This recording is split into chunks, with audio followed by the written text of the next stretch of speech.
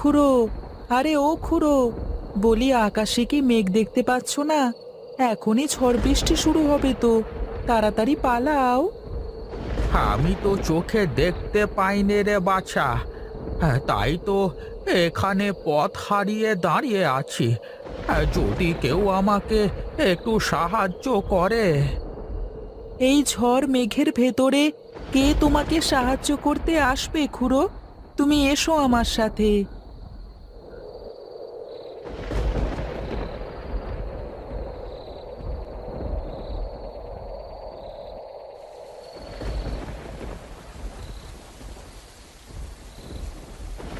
ওহ বাবা গো, বাঁচলাম। যা জোরে পা চালিয়েছি, একদম হাঁপ লেগে গেছে। তুমি এই চৌকিতে বসো খুড়ো। তোমার নাম কি বাছা? তোমার বাড়ি কোথায়? আমার নাম তপু গো খুড়ো, এই পাশেই আমার বাড়ি। গিয়েছিলাম বন্ধুর বাড়িতে, তা তোমাকে তো ঠিক চিনতে পারলাম না। আর এ গায়ে তো তোমাকে নতুন দেখছি মনে হচ্ছে। আহা, আমি এখন এ গাঁয়ে থাকি নে। তবে আগে এই গাঁয়ে আমার সব ছিল। বাড়ি ছিল, জমি ছিল, পুকুর ছিল। এখন আর কিচ্ছু নেই। কিচ্ছু নেই। কেঁদো না খুড়ো, দেখবে একদিন সব ঠিক হয়ে যাবে। কিচ্ছু ঠিক হবে না। একবার সব কিছু হারিয়ে ফেললে আর কিছু ফিরে পাওয়া যায় না। যেমন আমি আমার চোখের আলো আর কোনো দিনও ফিরে পাবো না। আচ্ছা, কি হয়েছিল তোমার সাথে, যদি বলতে? ওই প্রতাপ বাবু আমাকে নিঃস্ব করেছে। তার কথা মতো আখের চাষ করতে গিয়ে আমার সব কিছু শেষ হয়ে গেছে। কি বলো খুড়ো, এসব কি সত্যি? আমি তোমার কাছে মিথ্যে বলতে যাব কেন? তুমি আমার যে উপকার করলে। দেখো, একদিন প্রতাপবাবু তার কর্মের ফল ঠিকই ভোগ করবে। আমার মতো যেন আর কারোর সাথে প্রতাপ বাবু এরকম করতে না পারে। কেউ যেন আর তার ভিটে বাড়ি না হারায়। এই তো বৃষ্টি একটু কমেছে খুড়ো, তুমি কি যাবে? আমি আমি নারায়ণপুরে যাব। আমাকে যদি সেই রাস্তার দিকে দেখিয়ে দিতে, তাহলে আমি চলে যেতে পারতাম। ছিল। তুমি আমার বড্ড উপকার করলে। আশীর্বাদ করি অনেক বড় হও।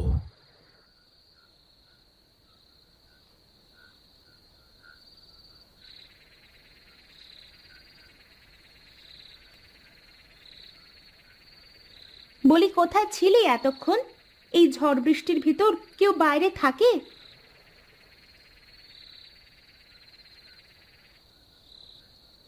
মেঘ দেখি তো তাড়াতাড়ি বাড়ি আসছিলাম, রাস্তার মধ্যেই বৃষ্টি শুরু হয়ে গেল। বৃষ্টির মধ্যে কোথায় ছিলি তাহলে? প্রতাপবাবুর কাছারিতে দাঁড়িয়েছিলাম একটা খুড়োর সাথে। আমি এদিকে চিন্তায় বাঁচিনে, কোথায় আছে, কি করছে। আমাকে নিয়ে এত চিন্তা করছো কেন? আমি কি এখনো ছোট আছি নাকি? না, তুমি অনেক বড় হয়ে গেছো। শোনো, তুই হলি আমাদের একমাত্র ছেলে। তুই আমাদের কাছে 7 রাজার ধন। হয়েছে, এত আদর করলে যদি বাঁদর হয়ে যাই, তখন সব দোষ আমারই হয়ে যাবে। বেশি পাকা পাকা কথা বলিস নে। চল ঘরের ভিতরে চল, তোর জন্য মুড়ি মাখিয়ে রেখেছি। নরম হয়ে গেল মনে হয়। চলো মা, আমারও কিছু খেতে ইচ্ছে হচ্ছিল। বুঝলি তো, এটাই হলো মায়ের মন। আমি মুড়ি মাখিয়ে খেতে গিয়ে মনে হলো আমার তপু কোথায় আছে। এসেই বোধহয় কিছু খেতে চাবে। চল ভেতরে চল।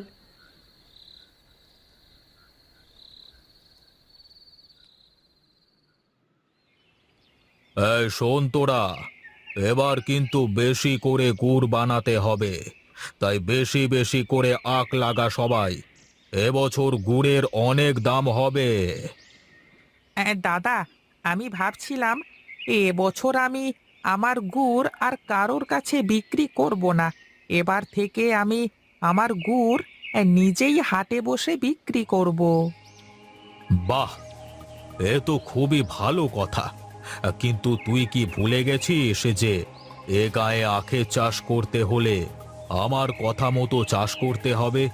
তা না হলে বাজারে গুড় বিক্রি করবার মতো জায়গা পাবি না, বুঝলি? এটা কেমন কথা দাদা? আমার গুড় আমি কোথায় বিক্রি করব না করব তা তুমি ঠিক করবার কে? চুপ কর দাদা, আগে প্রতাপদা কি বলে ভালো করে শোন, তারপর বলিস। না, আমি কোনো কথা শুনবো না। তাতে যার যা করবার আছে করুক, আমি গেলাম। আপনি কিছু মনে করবেন না দাদা, আমি ওকে বোঝাবো। তোমার তো খুব কাছের বন্ধু, খুব ভালো সম্পর্ক দুজনের। ভালো করে বোঝাও। আর যদি বুঝতে না চায় তাহলে ওই বেটা কানা হরির মতো অবস্থা হবে। ঠিক আছে দাদা, এখন তাহলে আমি যাই।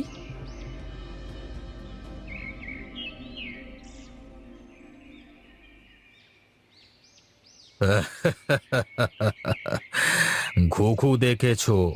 ঘুঘুর ফাঁদ দেখোনি বাছা?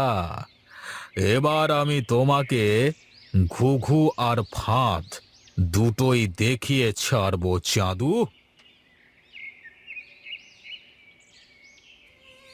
এত কষ্ট করে ফসল ফলিয়ে এর থেকে গুড় বানিয়ে তার ব্যবসা করবার জন্য দিয়ে দিতে হবে? কি আবদার আমার! এ যেন মামার বাড়ির মোয়া, যে চাইলো আর দিয়ে দিলাম। হ্যাঁ,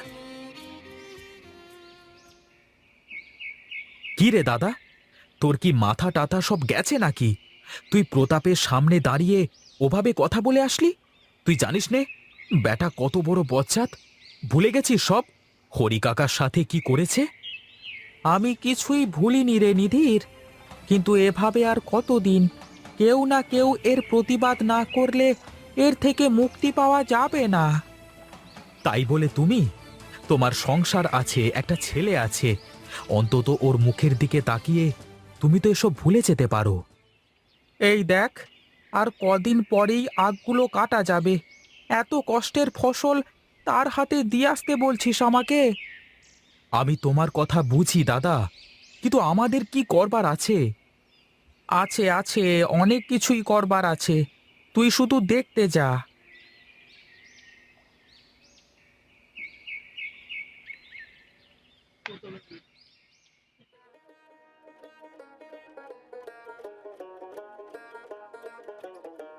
কি গো, তোমার মুখটা এমন শুকনো শুকনো লাগতেছে কেন? কোনো চিন্তা করতেছো নাকি? চিন্তা বলতে এবার ভাবছি গুড় আর প্রতাপ বাবুর কাছে বিক্রি করব না। এবার নিজেই গুড় বানিয়ে নিজেই বাজারে বিক্রি করব। এ কি কথা বলো তুমি? প্রতাপ বাবু যে লোক, পরে যদি আমাদের কোনো ক্ষতি করে দেয়? কি ক্ষতি করবে? ওকে আমি ভয় পাইনে। এবার এর একটা বিহিত করেই ছাড়বো আমি। সে যা হয় করবে। এখন নিচে নেমে এসো, বসো দেখি, আমি খাবার বাড়ি। চল বাবা, আমরা নিচে গিয়ে খেয়ে নিই।